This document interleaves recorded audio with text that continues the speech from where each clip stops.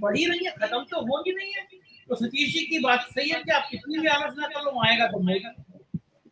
देखिए, जब तक 80 करोड़ लोगों को अनाज फ्री में मिल रहा है, तब तक उनके लिए तो महंगाई का कोई मायना नहीं है।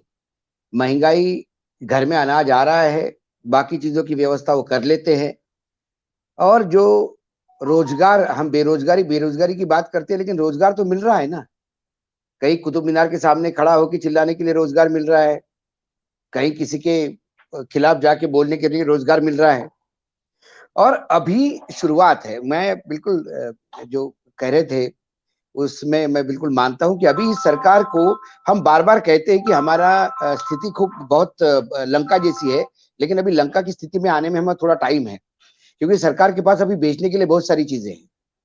लेकिन मेरी चिंता आने वाले समय के लिए है, क्योंकि कितनी चीजें बेचेंगे जब सब कुछ बेच देंगे, और जो कर्जे का जो बहुत बड़ा पहाड़ खड़ा है सर के ऊपर, उसका डेब्ट सर्विसिंग जब शुरू होगा, उसका ब्याज और उसकी जब इंस्टॉलमेंट की अदायगी जब शुरू होगी, जो हम 57 लाख करोड़ से 130 लाख करोड़ पे आ गए हैं, जो मार पड़ेगी, फिर हम लंका से भी बुरे ट्रैप में आना है, ये तय है।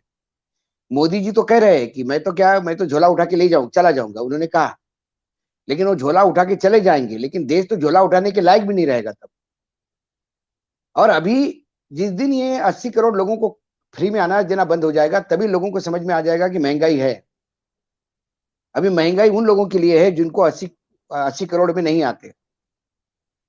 हम सब्जी, और बार बार जब महंगाई की बात करते हैं तो मैं शीतल जी से बिल्कुल ये मानता हूं कि एक तरफ जब भी कोई आप बात करेंगे कि यार क्या महंगाई हो गई, कैसा जिएंगे, तो उधर से तुरंत 4 रिएक्शंस आती है। अरे छोड़ो यार, ये तो आते जाते रहता है, महंगाई पहले नहीं हुई क्या? पहले भी बहुत महंगाई हुई है, लेकिन पहली बार मुसलमानों को औकात दिखा दी गई है। पहली बार अब ये मुसलमान समझ में आ जाएगा कि हिंदू क्या होता है। पहली बार तो कोई अपनी सरकार आई यार, महंगाई को रोने रो रहे हो। पाकिस्तान देखो कैसा घर बैठा है, चाइना को देखो कैसा ठीक कर दिया है। पैसा लगता है भाई इस सब में, तो उसमें क्या है, इतना इतना महंगाई तो हर साल होती है।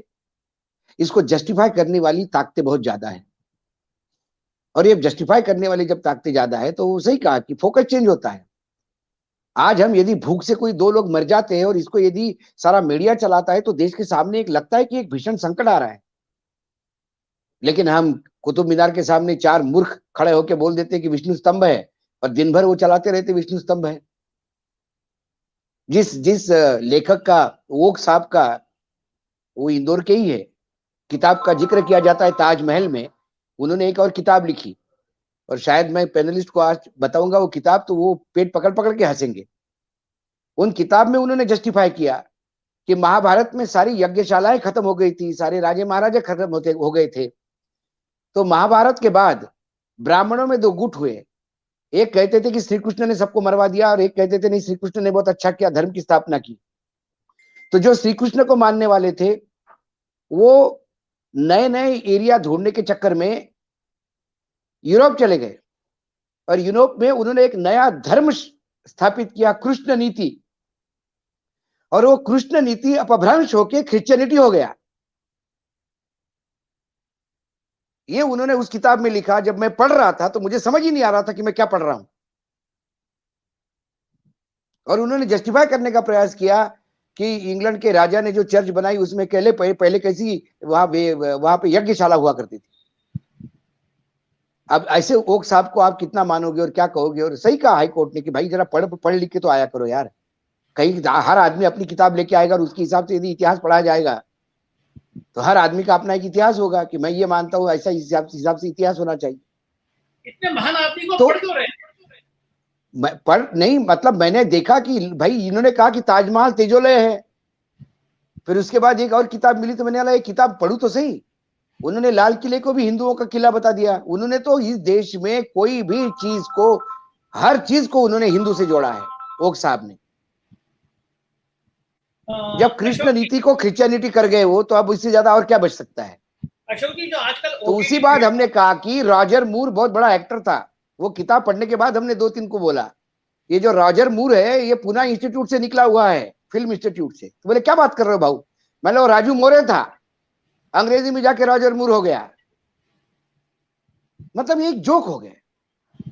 लेकिन फिर भी हम ये कहते हैं कि आज जो टोटल सोशल मीडिया और जो मेन स्ट्रीम मीडिया है वो कहाँ महंगाई पे बात कर रहा है, वो गिरते हुए रुपए की बात कहाँ कर रहा है, वो प्रोडक्शन गिर रहा है उसकी बात कहाँ कर रहा है, कैश क्रंच की बात क्या कर रहा है। मतलब अपने यहाँ इकोनॉमिस्ट बैठे, मैंने पहली बार देखा है कि पूरे देश में लिक्विडिटी क्राइसिस है, पैसे की कमी से सब सेक्टर जूझ रहे हैं और आरबीआई रेपो रेट बढ़ा बढ़ा के पैसा खींचने की बात कर रहा है। तुम भी पैसा खींचो, बैंकों को पैसा महंगा देने दो, और लोग पैसा निकाल नहीं रहे।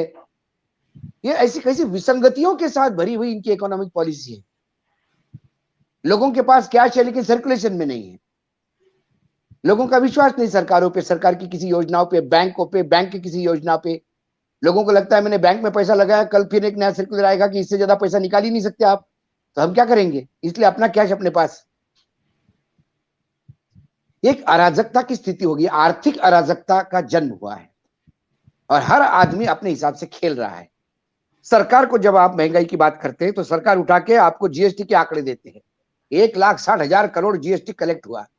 अरे मेरे आका, जीएसटी कलेक्ट परसेंटेज से होता है।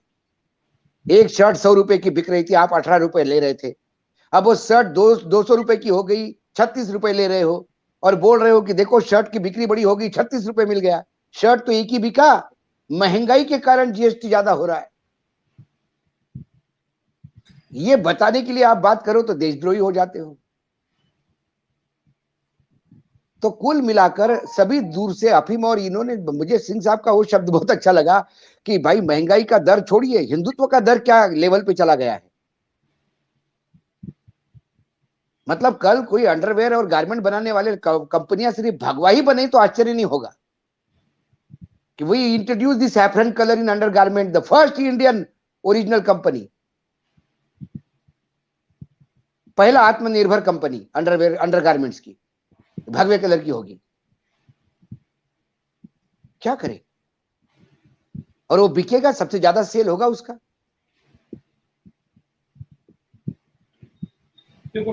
तो नरेशन टोटली बदल रहा है, हर जगह अपने नरेशन सरकार बनाने का प्रयास कर रही है और सरकार जानती है कि नरेशन कैसा बनाना।